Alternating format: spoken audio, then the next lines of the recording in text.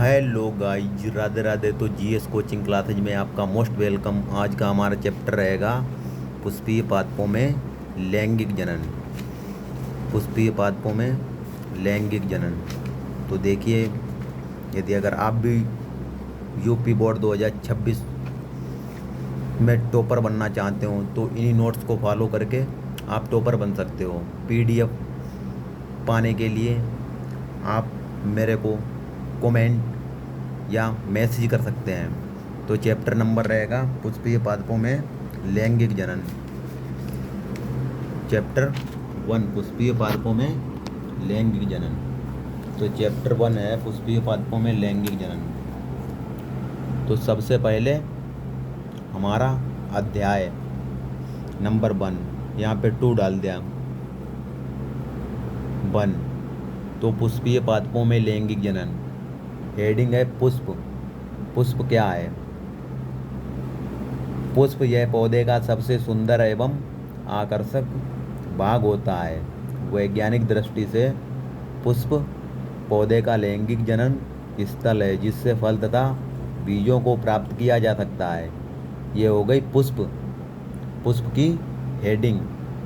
पुष्प क्या है? हेडिंग में आ गया पुष्प क्या है, तो आप लिखोगे पुष्प यह पौधे का सबसे सुंदर एवं आकर्षक भाग होता है। वैज्ञानिक दृष्टि से पुष्प पौधे का लैंगिक जनन स्थल है जिससे फल तथा बीजों को प्राप्त किया जा सकता है। पुष्प।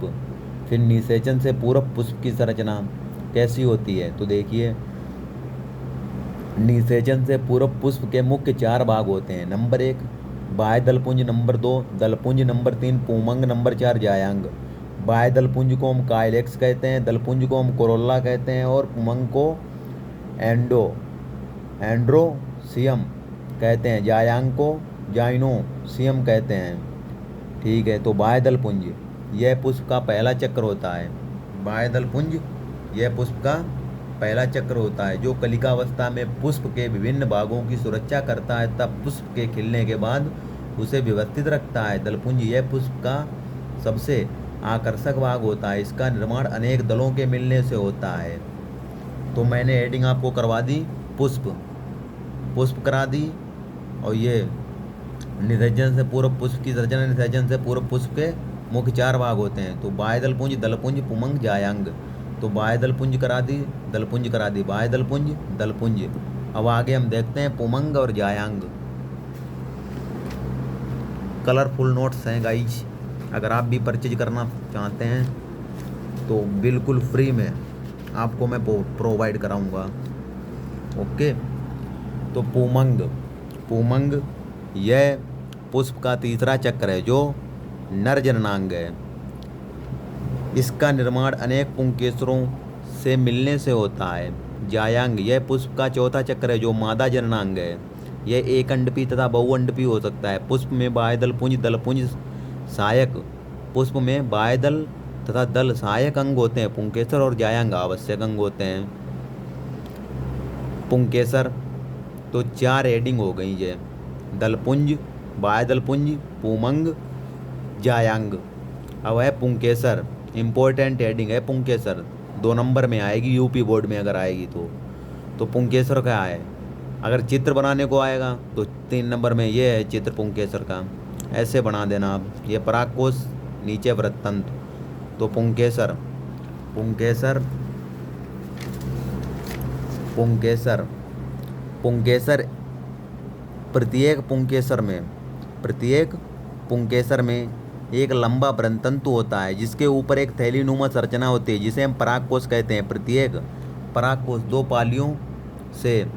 पालियों में बटा होता है। 1 पाली, 2 पाली और 4 कक्षक होते हैं। 2 पालियों में बटा होता है तथा प्रत्येक में 2 कक्षक होते हैं। अतः परागकोश में 4 लघु बीजाणुदानी होती हैं। 2 कक्ष होते हैं, 4 होती हैं लघु बीजाणुदानी। 4 लघु बीजाणुदानी होती हैं। तो लघु बीजाणुदानी के बारे में भी बताऊंगा। ये हैं 4 लघु बीजाणुदानी। तो परागकोश की संरचना। परागकोश की संरचना ये आएगी 3 नंबर में हेडिंग। 3 नंबर में आएगी परागकोश की संरचना।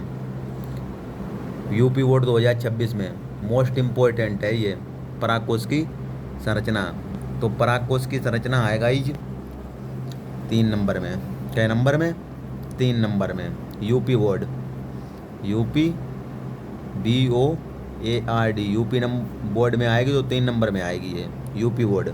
तो पराग कोश की संरचना क्या है? प्रत्येक पराग कोश 4 भित्तियों से घिरी हुई संरचना है जिसके बाहर की 3 भित्ति क्रमशः एपिडर्मिस एंडोथेलियम तथा मिडल लेयर होती है जो सुरक्षित परागकणों को बिखरने में सहायता करती हैं। जबकि चौथी भित्ति क्या है? टेपिटम का क्या कार्य है? टेपिटम का कार्य है, जबकि चौथी भित्ति टेपिटम कहलाती है, जो विकसित हो रहे परागकणों के लिए पोषण प्रदान करती है। टेपिटम का क्या कार्य है? MCQ आ गया 1 नंबर में, टेपिटम का क्या कार्य है? तो आप लिखियो, टेपिटम का कार्य है पोषण प्रदान करना। टेपिटम कहलाती है जो विकसित हो रहे परागकणों के लिए पोषण प्रदान करने का कार्य करती है। टेपिटम की कोशिका सघन जीव वाली, साइटोप्लाज्म वाली तथा एक से अधिक केंद्रक वाली होती है।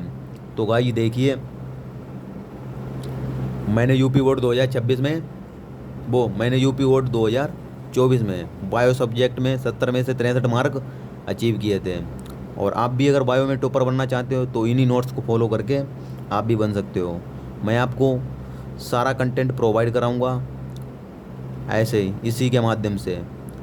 तो और मोस्ट इम्पोर्टेंट आपको इसी अपने GS नर्सिंग भी GS के चैनल पे प्रोवाइड कराऊंगा। तो पराग कोश से अलग बीजाणुदानी ये भी इम्पोर्टेंट है, बट ये ज़्यादा पूछी नहीं जाती। पराग कोश से अलग बीजाणुदानी का विकास, पराग कोश की संरचना आ सकती है, अगर आएगी तो 3 नंबर में आ सकती है। तो क्या है? पराग कोश या अलग बीजाणुदानी का विकास। तो पराग कोश से अलग बीजाणुदानी का विकास देखिए, पराग कोश के विकास के समय पराग कोश की लघु बीजाणु मात्र कोशिका अर्धसूत्री विभाजन द्वारा 4 अगुणित लघु बीजाणु बनाते हैं, जिन्हें हम लघु बीजाणु चतुर्थ परिपक्व एवं स्फुरित होकर 4 लघु बीजाणु परागकण एक दूसरे से अलग हो जाते हैं। कभी कभी परागकण एक दूसरे से चिपक कर समूह बना लेते हैं, जिन्हें हम अलेनिया कहते हैं। समूह बनाने की विधि को हम क्या कहते हैं? अलेनिया कहते हैं। तो देखिए आगे, परागकण ये इसका परागकण का चित्र है, बहुत ही सिंपल है, मैं आपको बताऊंगा पूरी। परागकण डायग्राम के अकॉर्डिंग परागकण यह अगुणित कोशिका होती है। परागकण यह अगुणित कोशिका होती है जो सामान्यतः 2 आवरणों से घिरी होती है। ये भी इम्पोर्टेंट है, 3 नंबर में आ सकती है यूपी बोर्ड में। तो देखिए परागकण यह अगुणित कोशिका होती है जो सामान्यतः 2 आवरणों से घिरी होती है। नंबर 1 आवरण ये, नंबर 2 आवरण ये। तो 2 आवरणों से घिरी रहती है, जिसके बाह्य आवरण को हम बाह्यचोल, ये है बाहरी आवरण, इसको हम बाह्यचोल कहते हैं। इसके बाह्य आवरण को बाह्यचोल तथा अंतः आवरण को अंताचोल कहते हैं। परागकण का बाह्यचोल कठोर एवं स्पोरोलेनिन नामक बसी पदार्थ का बना होता है। जो परागकण का बाह्यचोल है वो कठोर एवं स्पोरोलेनिन नामक बसी पदार्थ का बना होता है। मैंने इन पे हाईलाइट चला दिया, इससे जो इम्पोर्टेंट पॉइंट हैं, ये पॉइंट बाह्यचोल है, स्पोरोलेनिन है, ये दिखते रहें, इनको मेन पॉइंट बोलते हैं। तो बाह्यचोल कठोर एवं स्पोरोलेनिन नामक बसी पदार्थ का बना होता है, जबकि अंतः आवरण मुलायम होता है जिससे पराग नलिका का निर्माण होता है। बाह्यचोल में 1 से 3 तक छोटे छोटे छिद्र पाए जाते हैं, जिन्हें हम जनन छिद्र कहते हैं। परागकण का केंद्र परिपक्व अवस्था में 2 भागों में बट जाता है, जिसे 2 कोशिकाएं निर्मित होती हैं, जिनमें बड़ी कोशिका को नलिका कोशिका तथा छोटी कोशिका को जनन कोशिका कहते हैं। तो परागकण का अंकुरण देखिएगा, स्क्रीनशॉट भी ले लियो। परागकण का अंकुरण, इसका भी स्क्रीनशॉट ले लियो। तो परागकण का अंकुरण, जब परागकण वर्तिकाग्र पर पहुंच जाते हैं तो वर्तिकाग्र से शर्करा व मैलिक अंग को अवशोषित करके उनका अंताचोल फूलने लगता है। एक समय अंताचोल किसी जनन छिद्र से एक नली के रूप में बाहर निकलने लगता है। इस नली को ही हम पराग नलिका कहते हैं। जायांग यह पुष्प का मादा भाग है। जायांग, अगली हेडिंग है जायांग। जायांग क्या है? जायांग है यह पुष्प का मादा भाग है, जिसमें मुख्य रूप से 3 भाग होते हैं। वर्तिकाग्र, वर्तिका, अंडाशय। वर्तिकाग्र घुंडी नुमा संरचना होती है जो परागकणों के अवतरण मंच का कार्य करती है। वर्तिकाग्र के नीचे नली के समान संरचना को हम वर्तिका कहते हैं। वर्तिका का निचला फूला हुआ भाग अंडाशय कहलाता है। अंडाशय के अंदर बीजांड तथा बीजांड के अंदर भ्रूण कोश पाया जाता है। टाइम हो गया गाइस, 12 बज गया।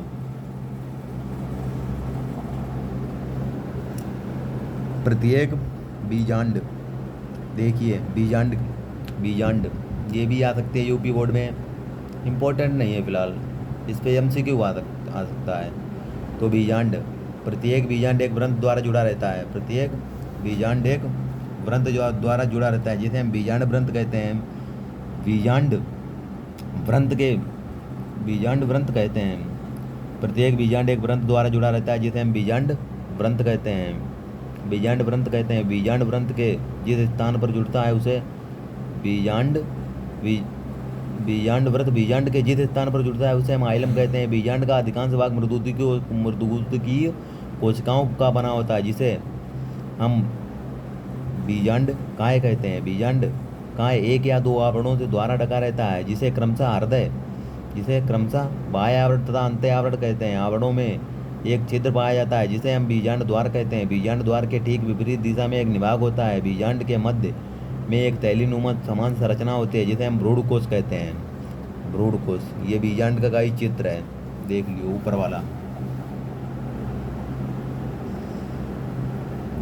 नहीं, ऊपर तो जायांग का चित्र है, ये है नीचे वाला बीजांड का चित्र, ऊपर है जायांग का चित्र। वर्तिकाग्र, वर्तिका, बीजांड, अंडाशय, भ्रूण कोश। गुरु बीजाणु जनन ये आ सकती है 1 नंबर में। गुरु बीजाणु जनन, गुरु बीजाणु जनन, गुरु बीजाणु जनन। गुरु बीजाणु मतलब भ्रूण कोश में गुरु बीजाणु के बनने की क्रिया को गुरु बीजाणु को जनन कहते हैं। 1 नंबर आपका कंप्लीट हो गया। अगर आएगी यूपी बोर्ड में तो भ्रूण कोश का विकास, मादा युग्मकोद्भिद भ्रूण कोश की गुरु बीजाणु मात्र कोशिका अर्धसूत्री विभाजन द्वारा विभाजित होकर 4 अगुणित गुरु बीजाणु बनाते हैं, जिसे गुरु बीजाणु चतुष्क कहते हैं। गुरु बीजाणु चतुष्क की 3 कोशिकाएं अपभ्रष्ट हो जाती हैं, केवल एक क्रियाशील गुरु बीजाणु शेष बचता है। क्रियाशील गुरु बीजाणु का केंद्रक 2 भागों में बटकर दोनों ध्रुवों पर चला जाता है। इसके बाद पुनः 2 और विभाजन होते हैं, जिसके 2 या 2 से 4 तथा 4 से 8 ध्रुवीय कोशिकाएं बनती हैं, जो दोनों ध्रुवों पर 4-4 व्यवस्थित हो जाती हैं। इसे 8 कोशीय भ्रूण कोश कहते हैं। इसके बाद दोनों ध्रुवों से एक ध्रुवीय कोशिका मध्य की ओर बढ़कर आपस में मिल जाती है, जिसे हम द्वितीय कोशिका कहते हैं। बीजांडकार की ओर स्थित 3 कोशिकाओं में से एक कोशिका वृद्धि करके अंड कोशिका बनाती है तथा शेष 2 सहायक कोशिका बनाती हैं। इसी प्रकार निवाहक की ओर स्थित 3 कोशिकाएं प्रमुख कोशिका का निर्माण करती हैं। इस प्रकार आवृतबीजी पौधों का परिपक्वन 7 भ्रूण कोश एवं 7 भ्रूण कोशीय तथा 8 केंद्रकीय होता है। ठीक है, अब ये देख लो चित्र, स्क्रीनशॉट ले लियो गाइस। कोशिका परागकण से परागकणों का वर्तिकाग्र तक पहुँचने की क्रिया को हम परागकण कहते हैं। परागकण के प्रकार, परागकण 2 प्रकार के होते हैं। नंबर 1 स्वपरागण, मतलब स्वयं किए जाएं। परपरागण दूसरे पर किए जाएं। स्वपरागण और परपरागण। तो देखिए स्वपरागण की हेडिंग। स्वपरागण क्या है? जब एक पुष्प का परागण उसी पुष्प की वर्तिकाग्र पर उसी पौधे के किसी दूसरे पुष्प की वर्तिकाग्र पर पहुंचता है तो उसे स्वपरागण कहते हैं। परपरागण, जब एक पुष्प का परागण उसी जाति के किसी दूसरे पौधे की वर्तिकाग्र पर पहुंचता है तो इसे हम परपरागण कहते हैं। परागण की विधियां, परागण की विभिन्न विधियां हैं। जल परागण, वायु परागण, जंतु परागण। जल परागण, अधिकतर जलीय पौधों में परागण जल के द्वारा पुष्प की वर्तिकाग्र तक पहुंचते हैं तो इसे जल परागण कहते हैं, जैसे हाइड्रिला वैलिस नेरिया। वायु परागण, जब परागण वायु के द्वारा पुष्प की ओर वर्तिकाग्र तक पहुंचते हैं तो इसे वायु परागण कहते हैं, जैसे धान, गेहूँ, मक्का, बाजरा आदि। धान, गेहूँ, मक्का, बाजरा आदि। वेरी इंपॉर्टेंट, निषेचन। ये देखिए, तो वायु परागित पुष्पों की विशेषता है ये पुष्प तथा समूहों में होते हैं। ये आकर्षणहीन होते हैं, ये सुगंधित नहीं होते हैं, इनमें मकरंद नहीं पाया जाता है। जंतु परागण, जब पुष्प के परागकोश से परागण विभिन्न जंतुओं जैसे कीट, मधुमक्खी, बर, भंवरा, तितली, पक्षियों के द्वारा वर्तिकाग्र तक पहुंचाया जाता है तो इसे जंतु परागण कहते हैं। निषेचन, परागण के बाद जब परागण वर्तिकाग्र पर आ जाते हैं तो इस शर्करा का मैलिक अम्ल के घोल को अवशोषित करके उनका अंताचोल फूलने लगता है, जिससे एक पराग नलिका निकलकर वर्तिकाग्र को चीरती हुए अंडाशय की गुहा में प्रवेश करती है। साथ ही पराग नलिका में नलिका केंद्रक तथा जनन केंद्रक भी आ जाते हैं। जनन केंद्रक समसूत्री विभाजन द्वारा दो नरयुग्मक बनाते हैं। जब पराग नली भ्रूण कोश के पास पहुंचकर उसका व्यग्र भाग जल जाता है तो तथा नलिका केंद्रक नष्ट हो जाता है, शेष बचे दो नरयुग्मक सहायक कोशिकाओं की सहायता में भ्रूण कोश में प्रवेश हो जाते हैं। इनमें से पहला नरयुग्मक अंड के साथ मिलकर निषेचन करता है, जिससे युग्मनज बनता है, तथा दूसरा नरयुग्मक द्वितीय कोशिकाओं के साथ मिलकर दोहरा निषेचन करता है। आवृतबीजी पौधों में 2 बार होने वाली निषेचन क्रिया को हम दोहरा निषेचन कहते हैं, दोहरे निषेचन कहते हैं। ठीक है, दोहरे निषेचन से द्वितीय कोशिका में 3 केंद्रकों का मिलना ही त्रिक संलयन कहलाता है, जिससे भ्रूण कोश का निर्माण होता है। आवृतबीजी पौधों में निषेचन क्रिया 3 प्रकार से होती है: बीजांडद्वारी निषेचन, बीजांडद्वारी निषेचन, निभागी निषेचन, अध्यावधि निषेचन। जब परागनलिका बीजांड द्वार से प्रदर्शित करती है, जब परागनलिका निर्वाग की ओर से प्रदर्शित करती है, जब परागनलिका अध्यावरण से होकर प्रवेश करती है। यह है द्विबीजपत्री भ्रूण का विकास। द्विबीजपत्री भ्रूण का विकास, इसके चांस नहीं है यूपी बोर्ड 2026 में आने के।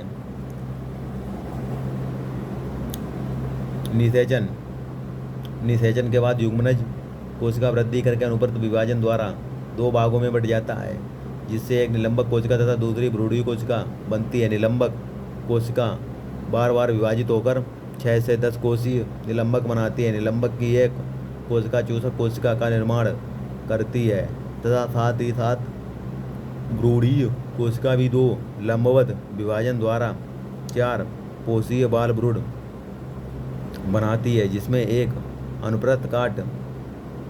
अनुप्रस्थ विभाजन होता है, जिससे 8 कोशीय अष्टांशक बन जाता है। अष्टांशक की 4 कोशिकाएं बीजपत्रा व परांकुर का निर्माण करती हैं तथा शेष 4 कोशिकाएं मूलांकर एवं बीजपत्राधार बनाती हैं। शेष एवं हृदयाकार परांकुर। भ्रूणपोष का विकास, दोहरे निषेचन के बाद बनी त्रिगुण प्राथमिक भ्रूण कोशिका का केंद्र बार बार विभाजित होकर अनेक कोशिकाओं का निर्माण करता है, जिससे भ्रूणपोष की विकास की वृद्धि होती है। विकास के आधार पर भ्रूणपोष 3 प्रकार के होते हैं: केंद्रकीय भ्रूणपोष, कोशिकीय भ्रूणपोष, मिश्रित या एलोबियल। केंद्रकीय भ्रूणपोष, जब प्राथमिक भ्रूणपोष कोशिका का केंद्र बार बार विभाजित होकर उनके भागों में बट जाता है, लेकिन कोशिकाओं का निर्माण ही नहीं। फिर कोशिकीय भ्रूणपोष, जब प्राथमिक भ्रूणपोष कोशिका का केंद्रक बार बार विभाजित होकर उनकी कोशिकाओं का निर्माण करता है, तो ऐसे भ्रूणकोश को हम कोशिकीय भ्रूणपोष कहते हैं। अब अपना चैप्टर खत्म होने वाला है, तो मिश्रित या एलोबियल भ्रूणपोष, जब प्राथमिक भ्रूणपोष का केंद्रक 2 भागों में बटकर 2 कोशिकाएं बनाता है, इसके बाद प्रत्येक कोशिका का केंद्रक बार बार विभाजित होकर अनेक केंद्रक को बनाता है, लेकिन कोशिकाओं का निर्माण नहीं होता है। ऐसे भ्रूणपोष को मिश्रित भ्रूणपोष कहते हैं। निषेचन के बाद पुष्प में होने वाले कारक बाह्य दलपुंज जड़ जाते हैं, दलपुंज जड़ जाते हैं, पुमंग जड़ जाते हैं। जायांग अधिकतर वर्तिकाग्र तथा वर्तिकाग्र मुरझा जाती है तथा अंडाशय हल्का निर्माण करता है और बीजांड बीज में बदल जाता है। अब है असंग जनन। असंग जनन ये 1 नंबर में हेडिंग आ सकती है गाई, इम्पोर्टेंट है फिलहाल, इस पे MCQ आ सकता है। जिसे कुछ घासों में असंग जनन, कुछ पौधों में बिना निषेचन के ही बीजों की बनने की क्षमता होती है, इस घटना को यह असंग जनन कहते हैं। बहुभ्रूणता, एक ही बीज में एक से अधिक भ्रूणों का पाया जाना वो भ्रूणता कहलाता है। ये आती है 1 नंबर की, यूपी बोर्ड में आएगी अगर आएगी। बहुभ्रूणता, एक ही बीज में एक से अधिक भ्रूणों का पाया जाना बहुभ्रूणता कहलाता है। नींबू जाति के पौधों में पाइन, संतरा, अगर एग्जाम्पल बी आ गया परिभाषा के साथ तो 2 नंबर में आएगी। अगर खाली डेफिनेशन आई, जैसे बहुब्रूढ़ता की परिभाषा लिखी है, तो 1 नंबर में। अगर बहुब्रूढ़ता के साथ एग्जाम्पल पूछ दिया गया तो 2 नंबर हो जाएंगे। तो सर्वप्रथम एंटोनिवा ल्यूवेनाक नामक वैज्ञानिक संत ने में ल्यूवेनाक की खोज की थी। और बैक्टीरिया की क्या नाम वो बहुब्रूढ़ता एक ही बीज में एक से अधिक भ्रूणों को पाया जाना बहुब्रूढ़ता कहलाता है। तो अनिषेक फलन बिना निषेचन के ही भ्रूण के बनने की घटना को अनिषेक फलन कहते हैं, अनिषेक जनन कहते हैं। अनिषेक फलन बिना निषेचन के फल का बन जाना अनिषेक फलन कहलाता है। अनिषेक फलन से प्राप्त फलों में बीज नहीं पाए जाते हैं, जैसे केला अंगूर। वास्तविकता आवासी फल वे